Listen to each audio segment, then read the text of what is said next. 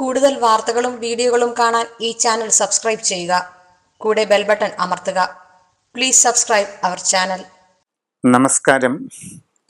Asia live ടിവിയുടെ അനുഷ്ഠാന പങ്ക്തിയിലേക്ക് ഏവർക്കും സ്വാഗതം. വാസ്തുദോഷ പരിഹാരം ലഘുവായ രീതിയിൽ എന്നുള്ളതാണ് നമ്മുടെ ഇന്നത്തെ വിഷയം.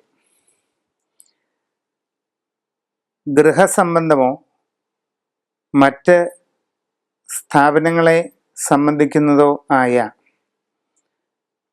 വാസ്തുശാസ്ത്രപരമായ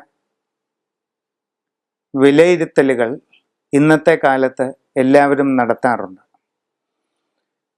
വീട് വയ്ക്കുന്നതിന് മുമ്പേ വാസ്തു ആചാര്യന്മാരെ കൊണ്ട് പ്ലാൻ പരിശോധിപ്പിക്കുകയോ പ്ലാൻ വരപ്പിക്കുകയോ ചെയ്ത് എല്ലാ ഗണിതവും സൂക്ഷ്മമായി നിർവഹിച്ചിട്ടാണ് പുതിയതായി വയ്ക്കുന്ന വീടുകളിൽ കാര്യങ്ങളെല്ലാം മുമ്പോട്ട് നീങ്ങാറുള്ളത്. എന്നാൽ നമ്മുടെ നാട്ടിൽ പുതുതായി വരുന്ന വീടുകളേക്കാൾ കൂടുതൽ കുറച്ച് കാലങ്ങൾക്ക് മുമ്പ് വയ്ക്കപ്പെട്ട വീടുകളാണ് അധികമായുള്ളത്. പഴയ വീടുകളുടെ വാസ്തു പരിശോധിക്കുമ്പോൾ പലപ്പോഴും വളരെയധികം ദോഷകരമായ അവസ്ഥാവിശേഷങ്ങൾ കാണാറുണ്ട്.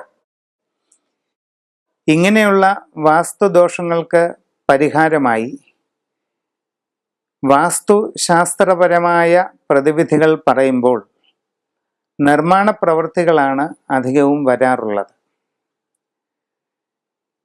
ചിലരാണെങ്കിൽ കൂടുതൽ വിപുലമായി വാസ്തുസ്ഥിതി നോക്കാതെ ധൃതിയിൽ ഒരു വീട് പണി കഴിഞ്ഞാൽ ഉടനെ തന്നെ ഇപ്രകാരമുള്ള ദോഷമുണ്ടെന്നറിഞ്ഞ് പുതുതായി നിർമ്മിച്ച വീടുകൾ വീണ്ടും പൊളിച്ച് ചില മാറ്റങ്ങൾ വരുത്തേണ്ടതായിട്ടുള്ള അവസ്ഥയിലാണ് പലപ്പോഴും എത്താറുള്ളത്. നിലവിൽ പണി പൂർത്തിയായ വീടുകൾക്കും പഴയ വീടുകൾക്കുമെല്ലാം വാസ്തുദോഷ പരിഹാരം നാം വിധിക്കുമ്പോൾ പലപ്പോഴും അതിന് പ്രായോഗിക ബുദ്ധിമുട്ടുകൾ വളരെ ഏറെയാണ്. ഇങ്ങനെയുള്ള നിർമ്മാണ പ്രവർത്തനങ്ങൾ ഒഴിവാക്കിക്കൊണ്ട് വീടിൻ്റെയോ സ്ഥാപനങ്ങളുടെയോ ദോഷാവസ്ഥകളെ എപ്രകാരം പരിഹരിക്കാം എന്നുള്ളതാണ് നമ്മുടെ ഇന്നത്തെ ചിന്താവിഷയം. ഒരു വീടിൻ്റെ അല്ലെങ്കിൽ മറ്റൊരു സ്ഥാപനത്തിൻ്റെ അവസ്ഥകൾ പരിഗണിക്കുമ്പോൾ 3 കാര്യങ്ങളാണ് പ്രധാനമായും ചിന്തിക്കുന്നത്: വീഥി തത്വം, സൂത്രസ്ഥിതി, സ്ഥാനഗതി. ഭൂമിശാസ്ത്രപരമായ കിടപ്പിനെ കുറിക്കുന്നതാണ് വീഥി തത്വം. അത് വാസ്തു നിയമങ്ങൾക്ക് അനുസൃതമല്ലാതെ വരുന്ന അവസ്ഥയ്ക്ക് വീഥി ദോഷമെന്ന് പറയുന്നു. വീടിൻ്റെ ചുറ്റളവും ഉന്നതിയും വിസ്തീർണവുമെല്ലാം പരസ്പരം ബന്ധിപ്പിച്ചുകൊണ്ടുള്ള ഗണിതശാസ്ത്ര വിശകലനമാണ് സൂത്രങ്ങൾ എന്ന് പറയുന്നത്. അതിൽ തകരാറ് വരുമ്പോൾ സൂത്രഭംഗം എന്ന ദോഷമാണ് ഉണ്ടാവുക.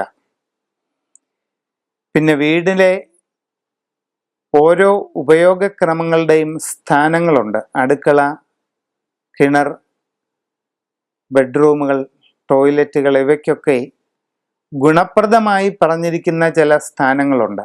അവയിൽ എന്തെങ്കിലും തെറ്റുകുറ്റങ്ങൾ ഉണ്ടായാൽ അതിന് സ്ഥാനഭ്രംശമെന്ന് പറയുന്നു.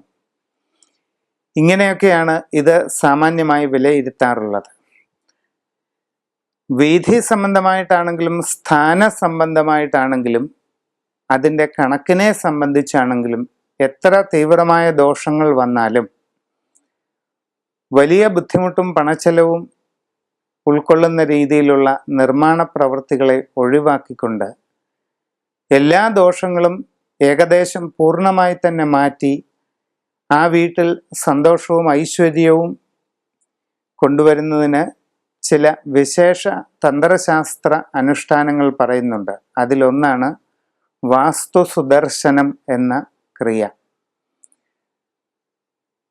ഏറ്റവും കൃത്യമായ രീതിയിൽ ചെയ്യുന്ന ഒരു വാസ്തുബലി കർമ്മവും അതോടൊപ്പം അതിനോട് ചേർന്ന് ചെയ്യുന്ന മഹാസുദർശന പൂജയും സംയോജിപ്പിച്ചുള്ളതാണ് വാസ്തു സുദർശന ബലി.